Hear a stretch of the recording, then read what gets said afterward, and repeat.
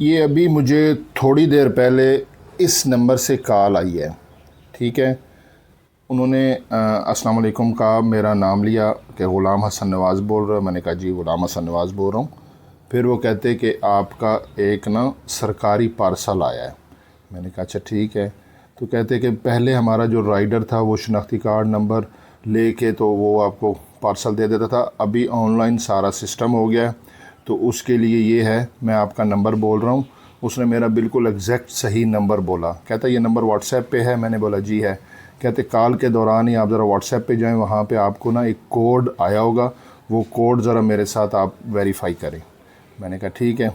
मैंने देखा तो ऊपर ना इस तरह, जब मैंने इस तरह स्लाइड किया तो वो बिल्कुल पॉपअप पे एक नीचे कोड लिखा हुआ था, लेकिन मैंने भले ही वो पढ़ लिया, ऊपर लिखा हुआ पता नहीं क्या लिखा हुआ था कि डिवाइस ऐसा कुछ था कि मुझे वो एग्जैक्ट फ़िक्रा याद नहीं है, लेकिन नीचे लिखा हुआ था don't share this code to anyone. तो वो मैंने उसे कहा, मैंने बोला ये तो ऊपर लिखा हुआ है कि ये कोड किसी से शेयर नहीं करना। यानी नहीं, ये आप कोड मुझे सिर्फ बताएं, मैंने यहाँ से वेरीफाई करना। मैंने बोला यार आपको क्यों बताऊँ, ऊपर लिखा हुआ है don't share this code to anyone, और ऊपर लिखा हुआ है कि ये आपका किसी और डिवाइस में एक्सेस हो रहा है।